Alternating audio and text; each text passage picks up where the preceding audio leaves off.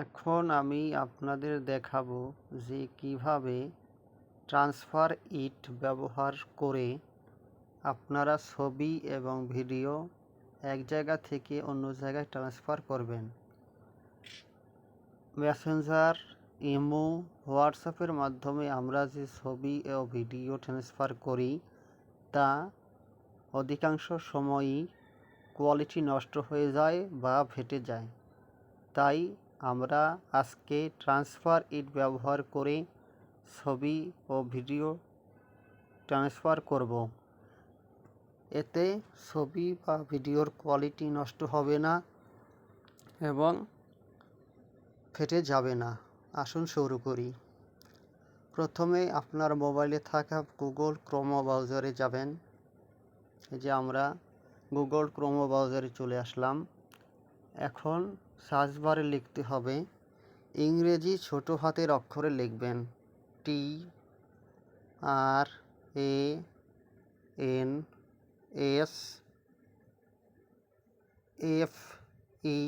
TRANSFER, তারপরে আমরা একটা ডট দিব, ডট, তারপরে আই, তারপরে ছোট হাতের টি, সবগুলোই কিন্তু ছোট হাতের, ট্রান্সফার ইট, তারপর সার্চ দেব।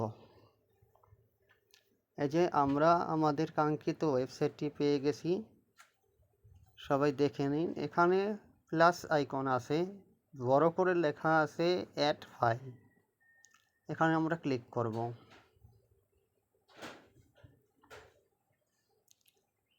এই যে দেখুন, এখানে আমার মোবাইলে থাকা সকল ফাইল শো করছে।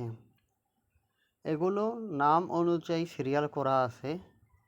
এখন আমরা এটাকে শর্ট বাইতে নিয়ে নিউয়েস্ট ফাইল, অর্থাৎ নতুন যে ছবিটা তোলা হয়েছে সেটা উপরের দিকে নিলাম। এখন ধরুন আমরা এই একটা ছবি পাঠাবো। দেখুন, ছবিতে ক্লিক করার সাথে সাথে আমাদেরকে ছবিটা এখানে নিয়ে আসলো। ছবিটা একটা ফাইল 1.34 MB। নিচের দিকে নামতে হবে। এই যে দেখুন, বড় করে সবুজের ভিতরে কালো সাদা করে লেখা আছে ট্রান্সফার, এখানে আমরা ক্লিক করব।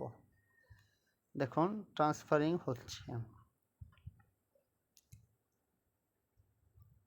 একটু ওয়েট করতে হবে, অপেক্ষা করুন, নেট কানেকশন একটু দুর্বল।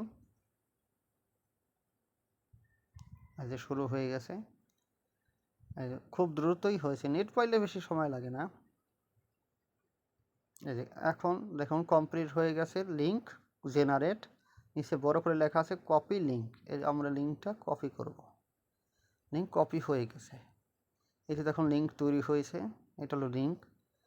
এখন যদি আপনারা আরেকটা জিনিস আমি আপনাদের দেখিয়ে দিই, যদি যার কাছে আপনারা পাঠাবেন সে যদি কাছাকাছি থাকে, তখন এই যে কিউআর কোড, এই যে কিউআর কোডের মতো একটা চিহ্ন আছে, কিউআর কোড ক্লিক, এই কিউআর কোডের মতো একটা কিউআর কোড তৈরি হয়ে গেছে। কিন্তু এটা যদি কেউ স্ক্যান করে, তাহলে কাছাকাছি যদি কোনো লোক থাকে তো সেও কিন্তু এখান থেকে নিতে পারবে। কিউআর কোড স্ক্যান করলেই সে ওটা খুঁজে পেয়ে যাবে। যাই হোক, আমরা দূরের মানুষের কাছে পাঠাবো। এখন এটা ক্রস করে দিই। কাছের মানুষের কাছে পাঠালে তখন কিউআর কোড ব্যবহার করবে, নয়তো কিউআর কোড ব্যবহার করার দরকার নেই, লিঙ্ক দিয়ে পাঠাবো। এখান থেকে আমরা বের হয়ে যাই। এখন ধরুন আমরা যে কোনো একজনের কাছে পাঠাবো, ধরেন ইমোতেই পাঠালাম বা হোয়াটসঅ্যাপেই পাঠালাম বা মেসেঞ্জারেই পাঠাবো। হ্যাঁ, ধরুন মেসেঞ্জারে পাঠালাম, যে কোনো একজনের কাছে পাঠাবো। হ্যাঁ, উপরে যে আছে তার কাছেই পাঠাই। হ্যাঁ, এখানে পাঠাবো। এর আগেও এর কাছে আমি একটা ফাইল পাঠিয়েছিলাম, তো এই মেসেজ অপশনে ক্লিক করব। দেখুন একটু আগে যেই ফাইলটা আমি ট্রান্সফার ইট থেকে কপি করেছিলাম সেটা কিন্তু এই যে উপরেই এসে পড়েছে। আর উপরে যদি না পান তাহলে এখানে ক্লিক করবেন, এই যে খাতার মতো চিহ্নটা, এই যে দেখুন যেগুলো আমার কপি করা আছে, এখানে কপি করা আছে, জমা হয়েছে, এখানে ক্লিক করব। এই যে এখানে চলে এসেছে, তারপরে এখানে পাঠিয়ে দেব। এখন অলরেডি তার কাছে চলে গেছে। এখন সে কীভাবে দেখবে সেটাই আমি আপনাদের এখন দেখাবো। ধরেন এটা ওনার কাছে চলে গেছে, এখন ওখানে সে এটার ভিতরে ক্লিক করবে। দেখুন, ক্লিক করার সাথে সাথে তাকে ট্রান্সফার ইট ওয়েবসাইটে নিয়ে যাচ্ছে। একটু অপেক্ষা করুন, নেট কানেকশন পাচ্ছে। এই দেখুন, একটা file 1.34 MB। View content, view কন্টেন্টে ক্লিক করলে আপনারা ফাইলটা দেখতে পাবেন। এই দেখুন, ছবিটা চলে এসেছে।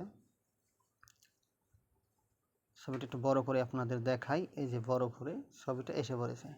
এখন এখানে একটা বিষয় হচ্ছে, মেসেঞ্জারে, ইমো বা হোয়াটসঅ্যাপে আপনি যেটার মাধ্যমেই পাঠান না কেন, এই ওয়েবসাইটটা বা এই ছবিটাকে প্রথমে যদি আপনি ডাউনলোড করতে চান, তাহলে আপনাকে ক্রোমে নিয়ে যেতে হবে, অর্থাৎ ক্রোম ব্রাউজারে নিয়ে যেতে হবে।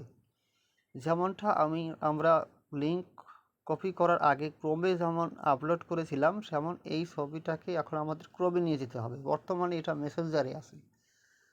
এখন কীভাবে এটা আমরা ক্রোমে নেব?